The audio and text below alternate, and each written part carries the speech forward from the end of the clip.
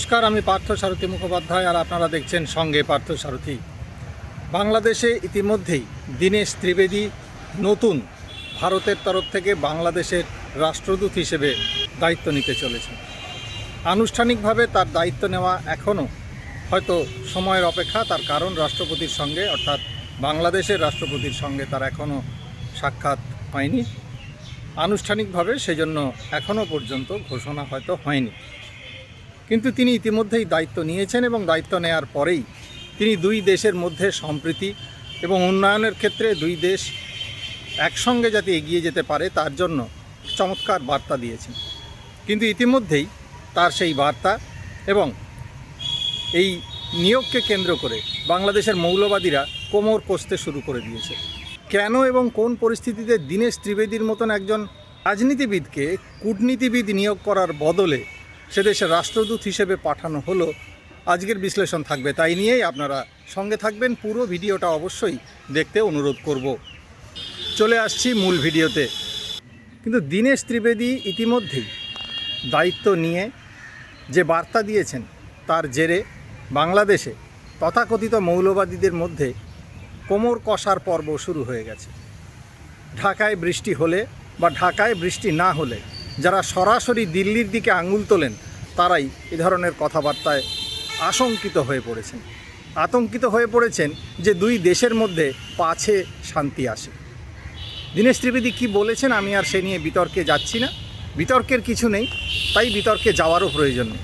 ইতিমধ্যেই আপনারা তা শুনেছেন, বিভিন্ন সংবাদ মাধ্যমে তা প্রকাশিত হয়েছে এবং কার্যত দুই দেশের মধ্যে ভাইরাল হয়ে গিয়েছে। তিনি শান্তির বার্তা দিয়েছেন, তিনি উন্নয়নের বার্তা দিয়েছেন। বলেছেন ভারতের 140 কোটি মানুষ আর বাংলাদেশের 20 কোটি মানুষ, এই দুই দেশ যদি একসঙ্গে উন্নয়নের দিকে হাঁটে, শান্তির কথা ভাবে, তাহলে পরে আর কোনো কিছুই তার মাঝে আসার সম্ভাবনা থাকে না। বোঝাতে চেয়েছেন যে প্রতিবেশীরা সবসময় পাশাপাশি থাকে, কারণ তাদের পাশাপাশি থাকতেই হয়। ভারতের কথায় যে সুপ্রতিবেশী সুলভ আচরণ বারেবারেই লক্ষ্য করা যাচ্ছে বাংলাদেশে পালাবদলের পর থেকে, সেই ইউনূস সরকারের আমল থেকেই ভারত কিন্তু শত্রুর সঙ্গে কথা বলছে এমন মনোভাব কিন্তু ভারত কখনো দেখায়নি বাংলাদেশের সম্পর্কের ক্ষেত্রে, এখনও দেখাচ্ছে না। ভারত একাধিকবার নানান প্ররোচনা সত্ত্বেও পরিষ্কার জানিয়েছে যে বাংলাদেশের উন্নয়নে সাহায্য করতে ভারত বিভিন্ন সময়ে প্রতিশ্রুতিবদ্ধ।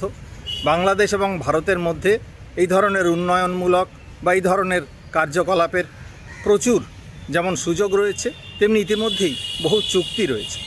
সেই চুক্তিগুলি মেনে চলা, সেই চুক্তিগুলি সার্বিকভাবে দুই দেশের মধ্যে হাত ধরাধরি করে চলার ক্ষেত্রে এটি গুরুত্বপূর্ণ মাইলফলক। ভারতের মধ্যে দিয়ে বিভিন্ন নদী যেমন বাংলাদেশে গেছে, তেমনি একই সঙ্গে আরও নানান বিষয় রয়েছে সীমান্ত, রয়েছে অনুপ্রবেশকারীর সমস্যা, আরও একাধিক বিষয়। অনুপ্রবেশকারীর ক্ষেত্রে ভারত কিন্তু কড়া মনোভাব নিয়েছে। যদিও ভারত বাংলাদেশের বিরুদ্ধে মুখে কোনো কথাই বলেনি এবং কোনো রকম প্ররোচনাতেই পা দেয়নি, কিন্তু একটি স্বাধীন সার্বভৌম দেশ হিসেবে ভারতের যা অধিকার, ভারতের প্রশাসনের যা করা উচিত, ভারত সেগুলোই দৃঢ় গলায় জানিয়ে দিয়েছে এবং বারেবারেই বাংলাদেশকে বোঝানোর চেষ্টা করছে যে অবৈধ অনুপ্রবেশকারীর ক্ষেত্রে ভারতের নীতি কী, ভারতের সিদ্ধান্ত কী। এই পর্বেই দীনেশ ত্রিবেদী মনে রাখতে হবে তিনি কিন্তু পেশাদার কূটনীতিবিদ নন, তিনি ভারতের প্রাক্তন রেলমন্ত্রী, বহু অভিজ্ঞ একজন রাজনীতিবিদ, কার্যত প্রায় কলকাতার মানুষ, চমৎকার বাংলা বলেন, বাংলার সংস্কৃতি জানেন, বাংলার খাদ্যাভ্যাস বোঝেন।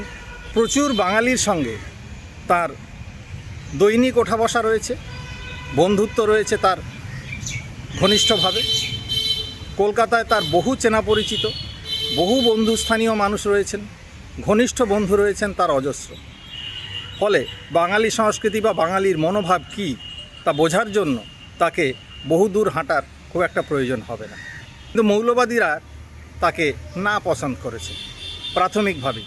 তারা নানান ব্যাখ্যা জানতে চাইছে, কেন তিনি এই কথা বললেন, বাংলাদেশের সার্বভৌমত্ব নাকি তার কথায় বিঘ্নিত হয়েছে।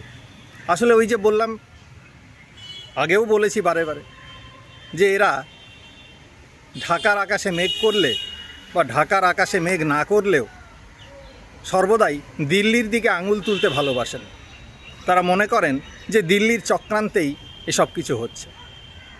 আসলে মনে করেন না, তারাও খুব ভালো করেই জানেন যে প্রতিটি ছুতোনাতায় যদি দিল্লির দিকে, ভারতের দিকে ষড়যন্ত্রের আঙুল তোলা যায়, তাহলে এবারে বাংলাদেশের সাধারণ মানুষের একটা বড় অংশ, আম জনতা, যাদেরকে তারা প্রতিনিয়ত ভুল বুঝিয়ে চলেন, সেই মানুষগুলিকে আবারও এক দফা ভুল বুঝিয়ে নিজেদের কার্য সম্পাদন করা সম্ভব হবে। এবং তাই তারা এক্ষেত্রেও ভারত বিরোধিতার চক্রান্ত দেখতে পাচ্ছেন। পেশাদার কূটনীতিবিদদের সবসময়ই যেমন বিভিন্ন দেশে কূটনৈতিক কাজকর্মে যুক্ত থাকতে দেখা যায়, রাষ্ট্রদূত হিসেবে নিয়োগ করা হয়, তেমনি তার পাশাপাশি ভারতের ক্ষেত্রে বহুবার আমরা দেখেছি যারা রাজনীতিবিদ, কূটনীতির সঙ্গে যাদের সেভাবে সম্পর্ক একটু কম, সেই সব মানুষদেরও কিন্তু অতীতে একাধিকবার এই সমস্ত বিভিন্ন দেশে রাষ্ট্রদূত হিসেবে নিয়োগ করা হয়েছে। এর বহু নজির ভারতের বিভিন্ন সরকারের ক্ষেত্রে রয়েছে। কংগ্রেস সরকারের ক্ষেত্রে যেমন রয়েছে, তেমনি বিজেপি সরকারের ক্ষেত্রে অতীতেও এই জিনিস লক্ষ্য করা গেছে। পেশাদার কূটনীতিবিদদের কাজ একটা জায়গায় পর্যন্ত এসে যেখানে থেমে যায় এবং যেখানে দুই দেশের ক্ষেত্রে আরও এক ধাপ এগিয়ে কাজ করবার সুযোগ থেকে থাকে, মূলত সে ধরনের ক্ষেত্রেই আরও সম্পর্কের উন্নয়নে গতি আনার জন্য, নতুন দিশা দেওয়ার জন্য রাজনীতিবিদদের নিয়োগ করা হয়ে থাকে। পশ্চিমবঙ্গের প্রাক্তন মুখ্যমন্ত্রী, বিশিষ্ট আইনজীবী, ব্যারিস্টার সিদ্ধার্থ শঙ্কর রায় একসময় আমেরিকায় ভারতের রাষ্ট্রদূত হিসেবে নিযুক্ত হয়েছিলেন। সেটা ছিল ঘোরতর বাম জমানা। পশ্চিমবঙ্গে মুখ্যমন্ত্রী ছিলেন জ্যোতি বসু। বলা হয় যে মার্কিন ভারত সম্পর্কের উন্নয়নে এক নতুন রাস্তা তৈরি করেছিলেন, এক নতুন দিশা দেখাতে সক্ষম হয়েছিলেন পশ্চিমবঙ্গের প্রাক্তন মুখ্যমন্ত্রী নতুন দায়িত্ব পাওয়ার পর। আশা করা যায় দীনেশ ত্রিবেদীও রাজনীতিবিদ হিসেবে নতুন দায়িত্ব পেয়ে ভারত এবং বাংলাদেশের সম্পর্কের ক্ষেত্রে এক নতুন যুগের সূচনা করবেন। ভারত বাংলাদেশের মধ্যে সমস্যা রয়েছে অনেক। সেই সমস্যা আজকের নয়, সেই সমস্যা অনেক দিন থেকেই চলছে। অনুপ্রবেশের সমস্যা যেমন রয়েছে, তার সঙ্গে যুক্ত রয়েছে সীমান্ত সমস্যা। মূলত ভারতের তরফ থেকে একাধিক অভিযোগ রয়েছে। ভারত বারেবারেই বলে আসছে যে বাংলাদেশের যে বিপুল সংখ্যক মানুষের মধ্যে থেকে একটা অংশ ক্রমাগত সীমান্ত পার করে সম্পূর্ণ অবৈধভাবে ভারতে প্রবেশ করে এবং ভারতে জীবন জীবিকার সন্ধানে তারা ক্রমশ ভারতের আমজনতার সঙ্গে তারা মিশে যায়। কিন্তু বাংলাদেশের তরফ থেকে সে সমস্ত কথা কখনো স্বীকারই করা হয়নি। পুরো বিষয়টাকে যাতে দেরি করা যায় সেজন্যেই নানান আইন কানুন, নানান ফ্যাকড়া ইত্যাদির প্রশ্ন তারা তুলছে। অর্থাৎ প্রথমে যারা অবৈধ অনুপ্রবেশকারী তাদেরকে পুলিশ ধরবে বা বিএসএফ ধরবে, তারপরে তাদেরকে জেলে পাঠানো হবে, তারপরে চলবে সুদীর্ঘ বিচার, বছরের পর বছর, মাসের পর মাস, দিন যায়, রাত যায়, মাস যায়, বছর যায়, হয়তো যুগও চলে যেতে পারে। এবং এখানেই দীনেশ ত্রিবেদীর আরও অনেক কিছু ক্ষেত্রে, যেমন নদী চুক্তি, আসন্ন গঙ্গা তিস্তা যে চুক্তি রয়েছে, দীর্ঘদিন ধরে বাংলাদেশ যা নিয়ে অপেক্ষা করে রয়েছে, সেই পুরো বিষয়টি কোন খাতে নিয়ে আসা যায় এবং একটা সমাধানযোগ্য একটা সূত্রে পৌঁছানো সম্ভব হয়, এই সমস্ত কিছু নিয়েই দীনেশ ত্রিবেদী নিশ্চয়ই একটা নতুন দিশা দেওয়ার চেষ্টা করবেন। কেমন লাগলো আজকের এই ভিডিও আপনারা অবশ্যই মন্তব্য করে জানাবেন। ভালো লাগলে লাইক, কমেন্ট এবং শেয়ার করে পৌঁছে দেবেন আরও অনেকের কাছে। আজ তাহলে এই পর্যন্তই। নমস্কার, ধন্যবাদ, ভালো থাকবেন।